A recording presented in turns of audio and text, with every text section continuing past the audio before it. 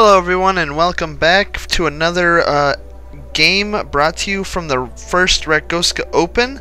I am your host and sponsor Rakgoska here, bringing you this game between GGiseefor, the green Protoss spawning in the northern position here on Shatter Temple, who is currently in the Platinum League. He's our 7th seeded player, versus 10Dasian. I hope I get that pronounced right. I really apologize if I mispronounce it, but he is a red Zerg player spawning in the 3 o'clock position, and he is currently seeded 10th.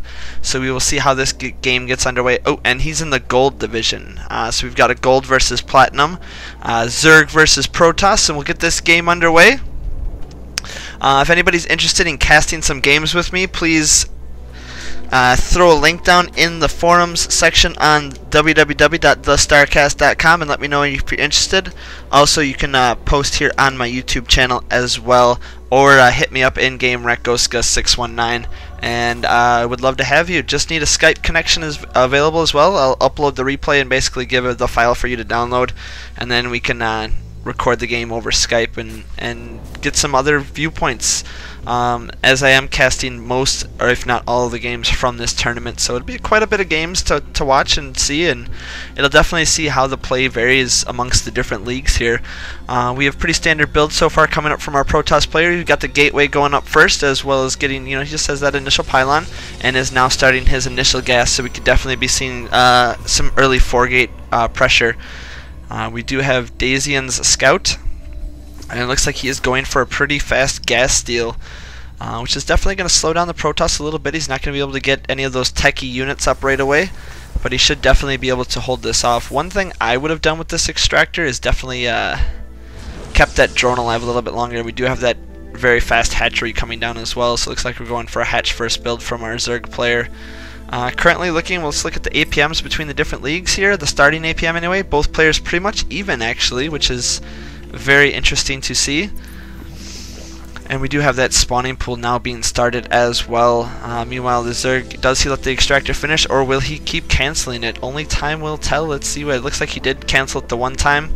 Let's see if he goes for that cancel again. Nope, this time letting it finish. And we've got a pretty standard cybernetics core gateway wall off, allowing just the one space for the Zealot to hold position and keep those Zerglings from running by. Meanwhile, we have a little bit of drone on probe harassment going on. It looks like the probe is going to come away in the lead here. 15 life versus... Ooh, actually, it looks like the drone might have come out ahead there. And we have a nice, interesting little shift-click rally set up. But the only problem is the drone hesitates on each one of these little clicks, so the probe will...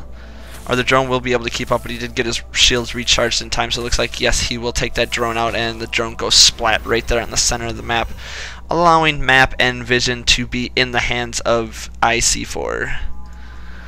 Meanwhile, we do have a couple of spine crawlers going up here at the natural expansion. No gas started as of yet, so it looks like we could be seeing the Spanishiwa style build with the mass queens and mass drone action going on. Second gateway is now going up, and I believe that gateway is in fact in vision of that extractor, so gives him some good scouting information. Pylon being morphed in outside the base as well. Could definitely get some Zerglings in there and do quite a bit of damage, at least kill off that pylon, forcing maybe a supply block situation.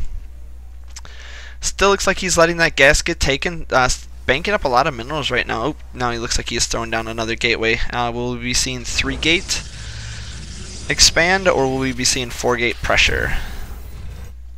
Lots and lots of Zerglings out right now. Building any more queens? No, does not appear to be. So we'll see what he decides to do. Still no gas taken yet for our Zerg player. Second spine crawler is now also being put down as well. One thing that was brought up by a lot of players about the tournament is, since the first 2 rounds are a best of 1, that a lot of the lower seeded players might think about doing a little bit of cheesy action just to try to knock out those seeded 1, seed 2, and seed 3 players. So we will have to see as the games continue to progress. Right now we've got had a 4-13 match cast and 2 12-5 matches cast right now, with sadly no upsets yet, but it could definitely happen. It's definitely a possibility where upsets can happen. That's kind of what I was hoping for with the initial startup of this tournament. Still no gas yet taken from our Zerg player, so it's very interesting to see what kind of build he's going for. I wonder if he's possibly going to even be taking a quick third base. as he is just kind of droning up right now. Currently, we're sitting at 27 drones to 28 probes right now, and with the standing army of the Zerg, you know, if this was out in the open, he'd be able to do a lot more damage to this force and probably even be able to take it out. But we do have the Protoss forces here moving out. It looks like, yep, he is getting ready to take that expansion, throwing down the production tab. Now we do have the Zerg player going for all 4 gases at the same time, so he's going to try to get his tech caught back up as quickly as possible. Robotics facility is now coming out for a Protoss player, which means we're more than likely going to be seeing a very, very fast observer just to get that out there, scout around, get all the information from the Zerg base as quickly as possible. Ooh, researching hallucination as well. So I wonder what kind of hallucinated goodness we can see coming from IC4. As well as getting a forge thrown down as well, possibly to cannon up his natural, but may be and the more likely to get those initial +1 melee attack upgrades, allowing his zealots to kill Zerglings in 2 swipes instead of 3, which is a very key upgrade for the Protoss player. Typically, if the Protoss was going up against Terran, he'd want to get armor first, but in this case, he's doing the right thing, getting that Protoss weapons level 1 going right away. Do have several Zerglings down here in the just kind of chilling outside the natural expansion, and he is getting overlords flying around to all the different bases, so he can get good vision to know when the Protoss player is planning on going for his third. 3 spine crawlers now out at the natural expansion. Might even want to push those forward just a little bit more as he is starting to creep highway spread as well. We do have that observer coming down, getting a good sense of what's going on in the base. +1/+1 is going up for the Zerg player, as well as getting that metabolic boost, and layer tech is also on the way. Ooh, this base is ripe for some Mutalisk harassment.